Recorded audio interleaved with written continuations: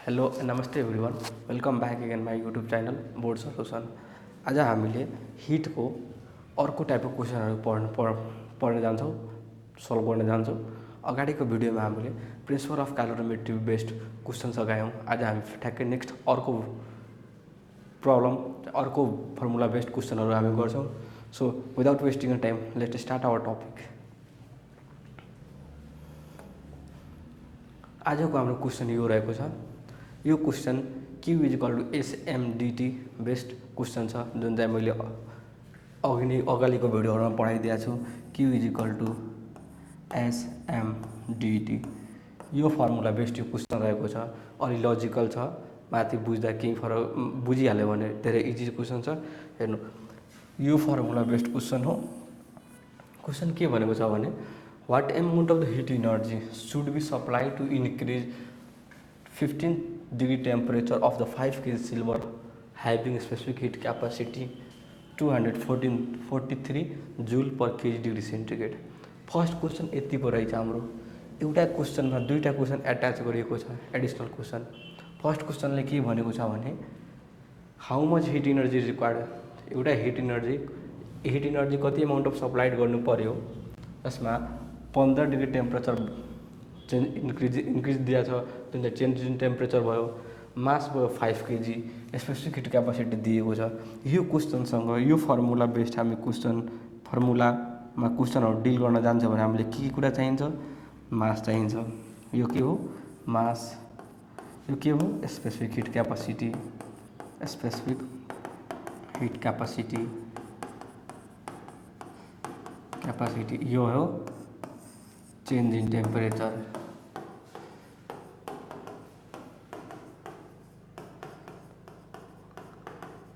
Change in temperature.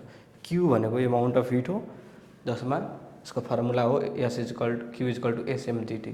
यो माथिको यो फर्स्ट क्वेसन हेर्नु हजुरहरू। एमाउन्ट अफ हिट भनेपछि क्यू सोधेको छ। Supply to increase the 15 degree temperature, increase गरेको छ 15 degree. Change in temperature 15 degree temperature भनेपछि हामीलाई यहाँ डिटी पनि आयो। यस मास 5 kg मास यम पनि आयो।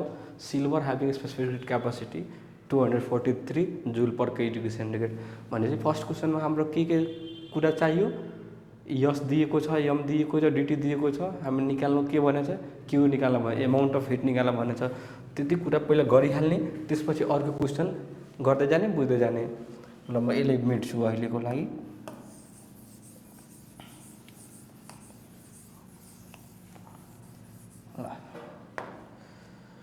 म यहाँ सल्युसन गरेँ, एकछिन मैले चेन्ज गर्छु। सल्युसन पहिला गिभेन के छ त गिभेन लेखिदिने। गिभेन के छ? फर्स्टमा मास दिएको छ, mass of silver M is equal to कति दिएको छ? 5 kg। त्यसपछि के दिएको छ? अर्को फर्स्टमा के दिएको छ? Temperature, change in temperature. Increase भनेछ भने चेन्ज भइहाल्यो, change in temperature DT is equal to कति छ? 15 डिग्री सेन्टिग्रेड। 15 degree centigrade. त्यसपछि के दिएको छ? Specific heat capacity. म तलै लेख्छु स्पेसिफिक हिट क्यापासिटी पनि। स्पेसिफिक हिट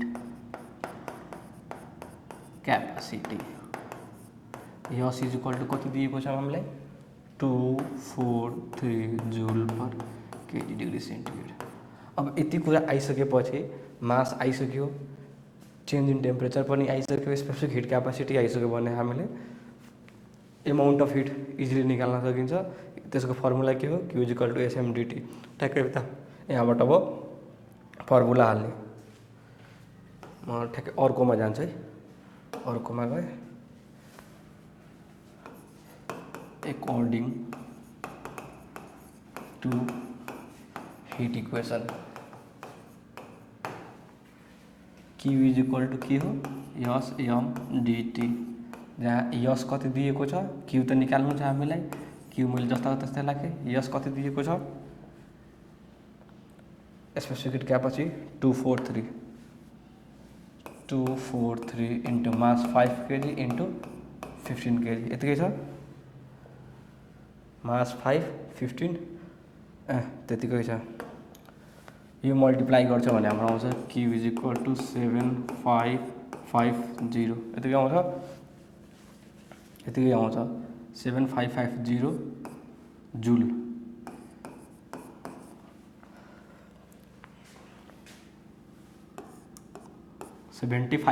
आउँछ जुल। हामीले फर्स्ट क्वेसनलाई सल्भ गर्न सक्यौँ।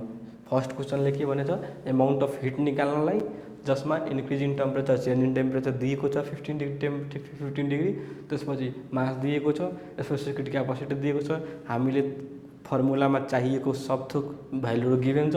त्यो कारणले गर्दा हामीले ठ्याक्कै फर्मुला हाल्यौँ, हिट इक्वेसन, यसलाई हिट इक्वेसन भनिन्छ। हिट इक्वेसनबाट फर्मुला डाल्यौँ, भ्यालु पुट गऱ्यौँ, त्यसपछि क्यू को आयो, यति आयो हिट इनर्जी। त्यसपछि अर्को क्वेसन पढ्ने एडिसनल क्वेसन के भनेको छ भने, if the same amount of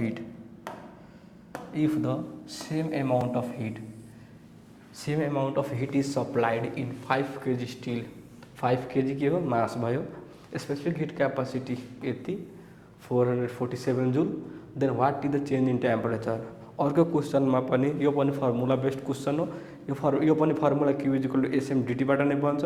त्यसमा के भनेको छ भने, जुन माथिको हामी हिट निकाल्यौँ, हिट एमाउन्ट, त्यही सेम एमाउन्ट अफ हिट यो क्वेसनमा पनि अप्लाई गर्ने। त्यो हिट पनि दिएको छ, सेम एमाउन्ट अफ हिट भने माथिको हिट कति निकाल्यौँ हामीले 17550 त्यो हिट एमाउन्ट राख्ने यहाँ। त्यसपछि मास दिएको छ, स्पेसिफिक हिट क्यापासिटी दिएको छ, टेम्परेचर निकाल्ने, चेन्ज इन टेम्परेचर DT निकाल्ने। इजिली सक्छौँ हामी। फर्मुला बेस्ड क्वेसन हो, फर्मुला बनाउन सकिन्छ। एगेन एकछिन म मेट्छु, के हो एकछिन म मेट्छु म यसलाई। एगेन के दिएको छ, कति मास स्टिल, मास अफ स्टिल यम कति दिएको छ 5 kg थियो, 5 kg थियो र 5 kg थियो। स्पेसिफिक हिट क्यापासिटी 447, स्पेसिफिक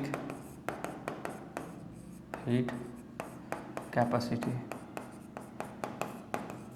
यस = 447 joule per kg degree centigrade यति दियो। त्यसपछि हिट दिएछ, हिट एमाउन्ट अफ हिट कति छ, जति माथिको छ त्यतिको यसमा पनि हुन्छ। Q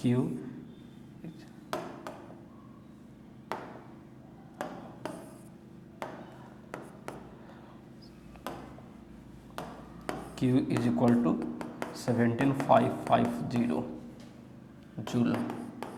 के निकाल्न भन्ने छ हाम्रो अरू क्वेसनमा, find out the what is the change in temperature. Change in temperature निकाल्नु छ।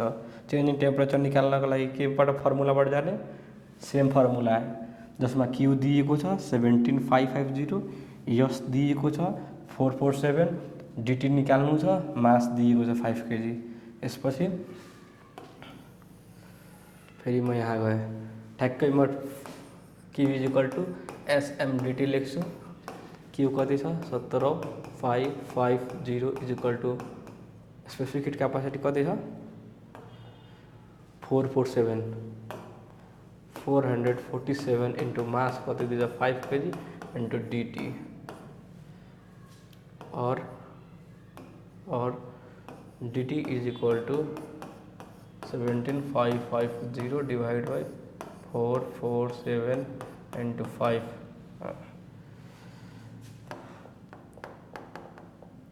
447 भयो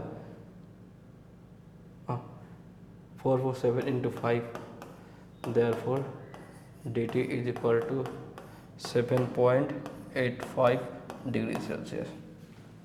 यहाँ के गर्यो हामीले, फर्स्टमा क्वेसन थियो, दुईटा क्वेसन थियो, दुईटै question Q = SMDT hit equation based question थियो। हामीले दुईटै क्वेसनलाई सल्भ गर्न सक्यौँ। फर्स्ट क्वेसनमा मास दिएको थियो, टेम्परेचर दिएको थियो, change in temperature, specific heat capacity पनि दिएको थियो। त्यसबाट हामीले के गर्यौँ, हिट निकाल्यौँ। मास दिएको थियो, टेम्परेचर दिएको थियो, स्पेसिफिक हिट क्यापासिटी गिभन थियो, यति कुरा गिभन थियो। यसपछि हामीले के बनाएको थियो निकाल्नको लागि, हिट निकाल्नको लागि। हिट निकाल्नको लागि के गर्ने, हिट इक्वेसन हाल्ने। हिट इक्वेसन कुन हो, यो हो। हिट इक्वेसन हाल्यौँ, हालेपछि क्यूको भ्यालु निकाल्यौँ, 17,550 आयो जुल। त्यसपछि के गर्यौँ, फेरि अर्को क्वेसन पनि त्यसैमा अट्याच के गरेको थियो भने, if same amount of the hit, पहिला जुन हिट निकालेको थियो त्यही एमाउन्ट अफ हिट यदि यसमा पनि छ, सप्लाई गरिएको छ स्टिलमा 5 kg स्टिलमा, त्यसको स्पेसिफिक क्यापासिटी दिएको छ भने चेन्ज इन टेम्परेचर कति होला, त्यो क्वेसन सोधेको छ। त हामीले हिट पहिला निकालिसकेका छौँ। हिट निकाल्दा 17,515 आएको थियो। यसलाई ठ्याक्कै हामीले यहाँ लेख्छौँ, अर्कोमा पनि एप्लाई गऱ्यौँ। मास अफ स्टिलको 5 kg दिएको छ, स्पेसिफिक हिट क्यापासिटी दिएकै छ। फेरि यहाँबाट हिट इक्वेसन डाल्यौँ, हिट इक्वेसनको फर्मुला हाल्यौँ, त्यसपछि निकाल्यौँ। डिटी आयो कति हाम्रो 7.85 डिग्री सेल्सियस। यो थियो एउटा टाइपको। अब एउटा अर्को टाइपको सर्ट क्वेसनमा सोध्ने क्वेसनमा एउटा अझ आउँछ, त्यो क्वेसन गरिहाल्ने हामी यहाँ। के भन्छ, the specific heat capacity of the water is this. Specific heat capacity दिएको छ वाटरको। त्यसो how much the heat capacity, 2 kg water. 2 kg वाटरको स्पेसिफिक हिट क्यापासिटी छ भने त्यसको हिट क्यापासिटी कति होला। हिट क्यापासिटीलाई थर्मल क्यापासिटी पनि भन्दा हुन्छ। यसको फर्मुला के हुन्छ, यो केमा बेस्ड छ पहिला त्यो कुरा बुझ्नु। यो बेस्ड छ based on thermal capacity, based on thermal capacity, जहाँ यस इज इक्वल टू, होइन यस त छँदैछ, C is equal to M and S, where M is equal to mass and S is equal to specific heat capacity. माथिको question thermal capacity और heat क्यापासिटीमा based छ। माथिको क्वेसनमा दुईवटा value मात्र दिएको छ जुन चाहिँ हामीलाई निडेड छ। जुन निड छ त्यही दुईवटा भ्यालु पनि दिएको छ। ठ्याक्कै हामीले यही फर्मुलामा हाल्छौँ। यम दिएको छ थर्मल क्यापासिटी निकाल्नलाई, थर्मल क्यापासिटीलाई सिनोनिम्स भन्नुहुन्छ हिट क्यापासिटी पनि भनिन्छ।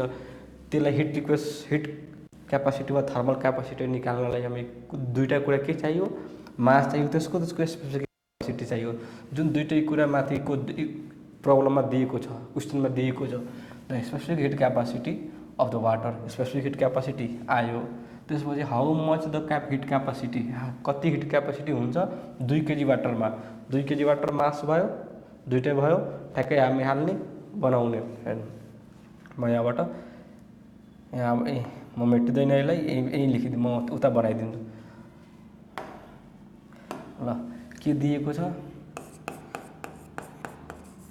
म यहाँ सल्युसन लेखेँ। Specific heat capacity of water यस इज इक्वल टू कति दिएको छ 14,200 joule per KG degree Celsius. त्यसपछि के दिएको छ, मास दिएको छ। मास अफ वाटर दिएको छ, एमले डिनोट गरिन्छ। मास कति छ 2 kg। सोधेको के छ हामीलाई, heat capacity C is equal to what. यो क्वेसन सोधेको छ। According to thermal capacity C is equal to M S. C निकाल्नु छ और एम इज इक्वल टू कति दिएको छ 2 × 4200। Therefore C is equal to कति भयो 8400 और यसलाई अर्को पनि लेख्नु पर्यो। C is equal to 8.4 × 10⁻³ joule. यति भयो। लेखिहाल्ने यहाँ the heat capacity of water is 8.4 × 10⁻³ joule. So हामीले दुईवटा क्वेसन सकायौँ हिटको तीनवटा क्वेसन सकायौँ। अघिल्लो भिडियोमा हामीले प्रिन्सिपल अफ क्यालोरीमेट्रीको सकायौँ जुन चाहिँ भेरी इम्पोर्टेन्ट थियो। यसमा पनि दुईवटा क्वेसन सकायौँ, एउटा हिट इक्वेसन बेस्ड क्वेसन, एउटा थर्मल क्यापेसिटी और हिट क्यापेसिटी बेस्ड क्वेसन। यो क्वेसनमा जुन भ्यालु हामीलाई चाहियो त्यो भ्यालु गिभनै छ। हामीले स्पेसिफिक हिट क्यापेसिटी चाहियो, मास चाहियो, दुईवटा छ। थर्मल क्यापेसिटी निकाल्नलाई थर्मल क्यापेसिटीलाई सीले डिनोट गरिन्छ। दुईवटा कुरा चाहियो हामीलाई, मास चाहियो, स्पेसिफिक हिट क्यापेसिटी चाहियो, दुईटै दिएको छ। ठ्याक्क हामी त्यो टट्न फर्मुलामा हाल्ने, फर्मुला म्याथमेटिक्स गर्ने आउँछ, त्यसलाई लेखिदिने। Heat capacity of the water is 8.4 × 10⁻³ joule. So that much for today. Next भिडियोमा हामीले ग्रेड 10कै फिजिक्स पार्टको हामी अर्को टपिक लिएर आउने नै छु। त्यति बेलाको लागि हस् त, धन्यवाद।